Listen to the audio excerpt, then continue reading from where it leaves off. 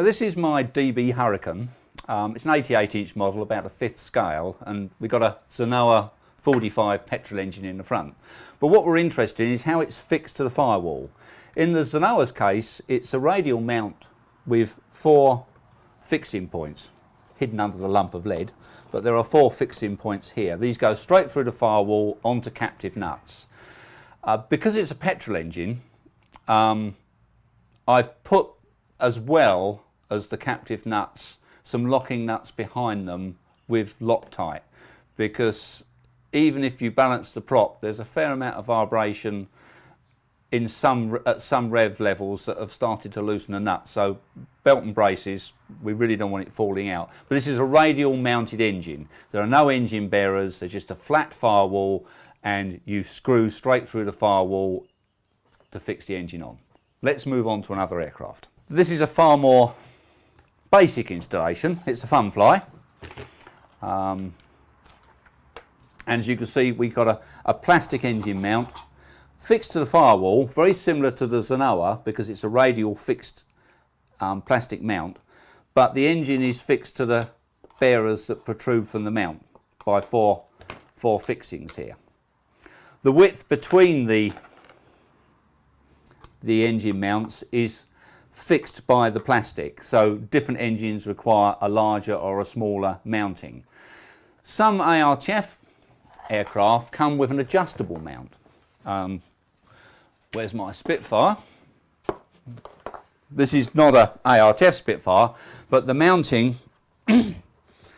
is very similar to the Funfly, radially fixed to the firewall, but with 2 long protruding arms to fix the engine to. But it's very difficult to see, but the actual mount slides open and closed, so you can adjust it for various engines. The 4th and final aircraft is Janet's Magnatilla, and this has wooden engine bearers built into the aircraft. So there's no plastic mount, 2 hardwood bearers, and they go right the way through the firewall and through the next bulkhead, because you can see them protruding into the body of the fuselage here. And the aircraft is once again drilled and fitted to the wooden bearers.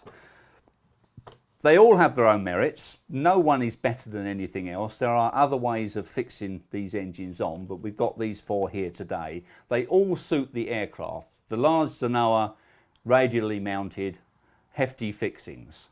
The Funfly, nice, straightforward and simple, exposed engine so we can work on it. It's a functional Funfly working aircraft that flies all year round. The Spitfire, with the cowling off, again, it's all fairly exposed with the cowling off, but again, adjustable engine mount.